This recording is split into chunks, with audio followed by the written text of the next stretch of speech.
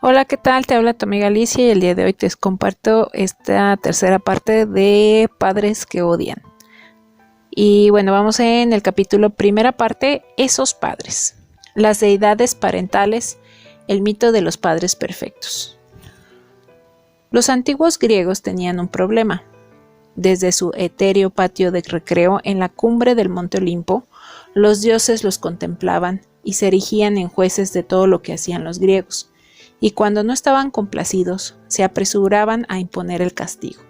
No tenían por qué mostrarse bondadosos, no tenían por qué ser justos, ni siquiera debían tener razón. A decir verdad, los dioses podían comportarse de manera totalmente irracional, según su capricho. Podían convertirlo a uno en un eco o condenarlo a subir una roca por la falda de una colina durante toda la eternidad. No hace falta decir que la imprevisibilidad de esos poderosos dioses causaba un miedo y una confusión considerables entre sus mortales devotos. Eso es algo bastante parecido a lo que sucede en la relación entre el tipo de padres que nos interesa y sus hijos. A los ojos de un niño, un padre o una madre imprescindible es un Dios que inspira un temor sagrado.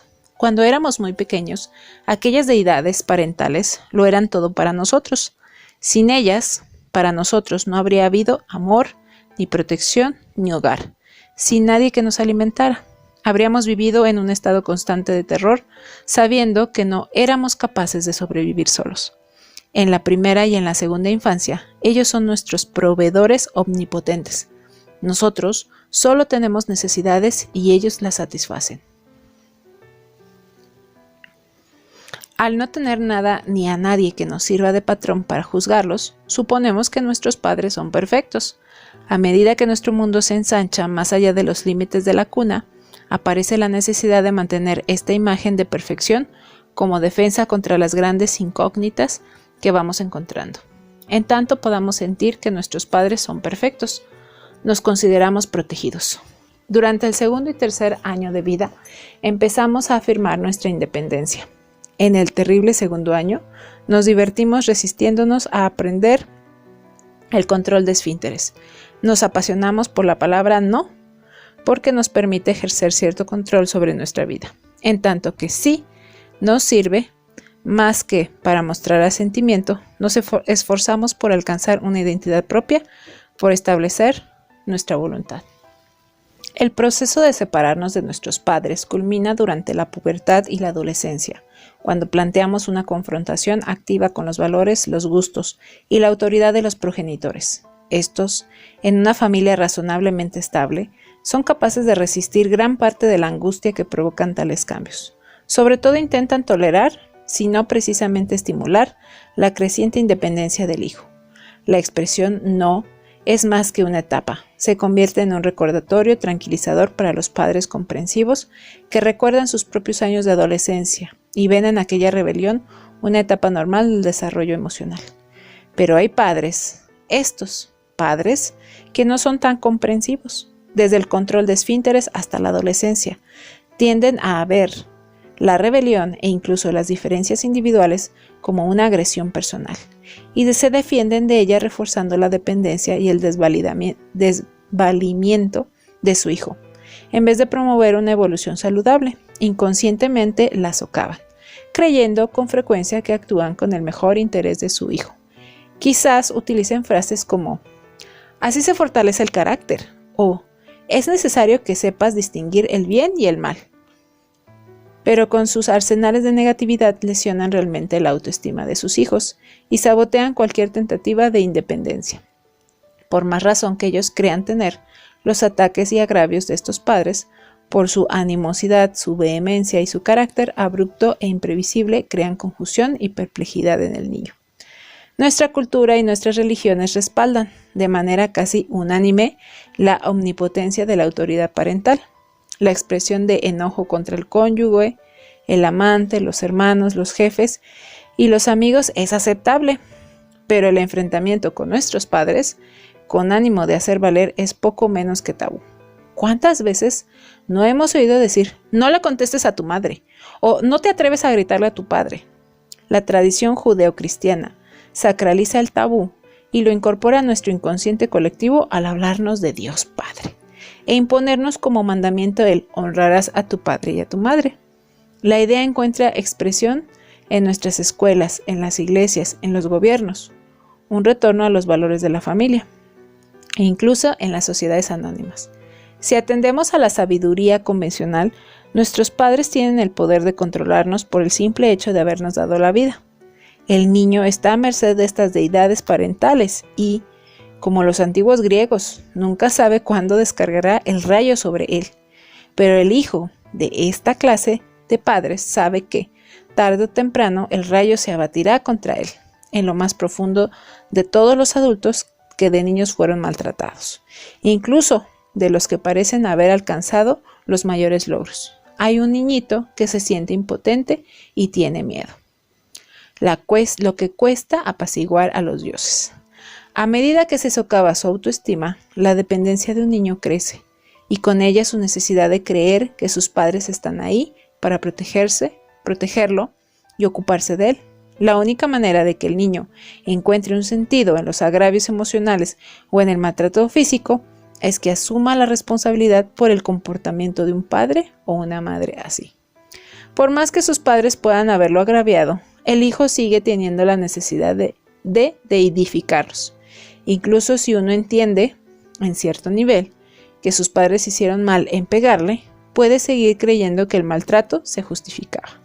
Entender intelectualmente la situación no basta para convencernos emocionalmente de que no éramos responsables. Uno de mis pacientes lo expresó así: como yo creía que eran perfectos, cuando me trataban mal, me imaginaba que el malo era yo. Esta fe en las deidades parentales se centra en dos doctrinas. 1. Yo soy malo y mis padres son buenos. 2. Yo soy débil y mis padres son fuertes. Estas son creencias poderosas, capaces de sobrevivir largo tiempo a nuestra dependencia física de nuestros padres. Son creencias que mantienen viva la fe y le permiten a uno evitar el enfrentamiento con la dolorosa verdad que, en realidad, nuestras deidades parentales nos traicionaron cuando más vulnerables éramos. El primer paso que puede llevarnos a controlar nuestra propia vida es enfrentarnos con esta verdad. Para ello se necesita coraje, pero si usted está leyendo este libro, ya ha asumido el compromiso de cambiar, y para eso también le hizo falta coraje. Jamás me permitieron que olvidara la vergüenza que les hice pasar. Sandy, una llamativa, morena, de 28 años, a quien no parecía faltarle nada, estaba gravemente deprimida la primera vez que vino a verme. Dijo sentirse insatisfecha con todo lo que tenía en la vida. Durante varios años se había ocupado de los diseños florales en una prestigiosa tienda, y aunque siempre había soñado con establecerse por su cuenta, estaba convencido de ser una inútil, incapaz de tener éxito. La posibilidad de fracasar la aterrorizaba. Sandy llevaba más de 2 años tratando infructuosamente de quedar embarazada. Mientras hablábamos, empecé a comprender que su incapacidad para procrear la estaba haciendo alimentar un gran resentimiento contra su marido. Además, comprometía su relación de pareja, a pesar de que, por lo que contaba, él se mostraba comprensivo y afectuoso. Las cosas se habían agravado desde una reciente conversación de Sandy con su madre. Esto del embarazo se ha convertido en una verdadera obsesión. La última vez que almorcé con mi madre, le conté lo desilusionada que estaba y me dijo: apuesto a que es por aquel aborto que te hiciste. Los caminos del Señor son misteriosos. Desde entonces no he podido dejar de llorar. Ella no quiere dejarme olvidar. Cuando le pregunté por el aborto, después de cierta vacilación, me contó lo siguiente. Fue cuando yo estaba en la escuela secundaria. Mis padres eran católicos muy estrictos, de modo que yo iba en un colegio de monjas. Me desarrollé pronto y para cuando tenía 12 años medía 1,65 m, pesaba 70 kilos y usaba talla 90 de sostén. Los chicos empezaban a fijarse en mí y a mí en realidad me gustaba, pero papá se ponía furioso. La primera vez que me encontró dando un beso de despedida a un chico, me gritó que era una puta, tan fuerte que se enteró todo el barrio. Desde entonces todo fue cuesta abajo. Cada vez que yo salía con un muchacho, papá me decía que iría al infierno. Siempre siguió con lo mismo, y como yo sentía que de todos modos ya estaba condenada, cuando tenía 15 años me acosté con un chico, y vaya suerte la mía, me quedé embarazada. Cuando la descubrieron los viejos les dio el ataque, y cuando les dije que quería abortar, se acabaron de enloquecer. Deben de haberme gritado 1000 veces por lo menos que era pecado mortal. Sí, ya no me había ganado el infierno, seguro que sí lo conseguiría. La única forma de lograr que firmaran el consentimiento fue amenazar con suicidarme. Le pregunté cómo habían ido las cosas después del aborto, y Sandy se hundió en su asiento con un aire de abatimiento que me partió el corazón. Digamos que yo ya había perdido la gracia. Me refiero a que papá ya me había hecho sentir bastante mal antes, pero desde entonces me sentí como ni siquiera tuviera derecho a existir. Cuanto más avergonzada me sentía, más me empeñaba en remediar las cosas. Lo único que quería era dar marcha atrás al tiempo, recuperar el amor que me tenían cuando era pequeña. Pero ellos jamás pierden la oportunidad de traer a colación aquello. Son como un disco rayado con la historia de lo que hice y de la vergüenza que les causé. No puedo culparlos, yo jamás debí haber hecho lo que hice. Quiero decir que ellos habían depositado en mí expectativas morales, muchas expectativas morales. Ahora, lo único que quiero es compensarles por el daño que les he causado con mis pecados. Por eso hago todo lo que ellos quieren, y mi marido se enfurece, y tenemos unas peleas terribles, pero yo no puedo evitarlo. Lo único que quiero es que ellos me perdonen. Mientras escuchaba a aquella hermosa joven, me conmovió el sufrimiento que le habían causado, el comportamiento de sus padres y la forma en que Sandy necesitaba negar que ellos fueran responsables de ese sufrimiento. Me pareció casi desesperada en su intento por convencerme de que la culpable de todo lo que le había sucedido era ella misma. A sus autorrecriminaciones se sumaba la inflexible fe religiosa de sus padres. Sentí que era un trabajo hecho a mi medida. Conseguir que Sandy entendiera cuán crueles habían sido sus padres y cómo la habían maltratado emocionalmente. Decidí que no era el momento de mostrarme imparcial en mis juicios. Susan, ¿sabes una cosa?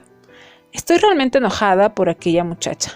Creo que tus padres se portaron horriblemente contigo. Me parece que se aprovecharon de tu religión para castigarte y no creo que tú te merecieras nada de aquello. Sandy, pero yo cometí 2 pecados mortales. Susan, si no eras más que una criatura, quizá cometiste algunos errores, pero no tienes que pasarte la vida pagándolos. Hasta la iglesia te permite hacer penitencia y seguir viviendo en paz. Si tus padres fueran tan buenos como tú dices, habrían demostrado un poco de compasión por ti. Sandy, lo que querían era salvar mi alma. Si no me amaran, no les habría importado.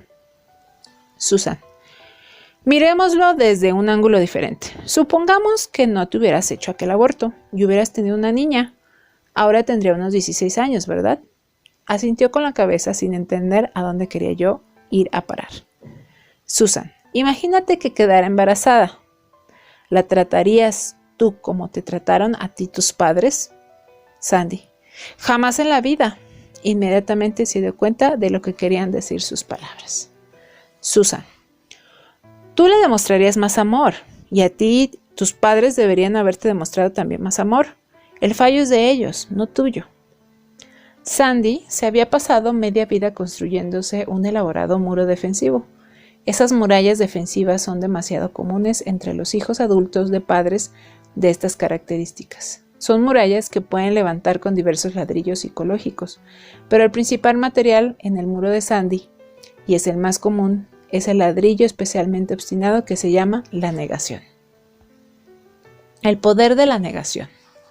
La negación es a la vez la más perjudicial y poderosa de las defensas psicológicas. Se vale de una realidad ficticia para restar importancia al impacto de ciertas experiencias vitales dolorosas o incluso para negarlas. Hasta puede hacer que algunos olvidemos las cosas que nos hicieron nuestros padres, un olvido que nos permite seguir manteniéndolos en sus pedestales.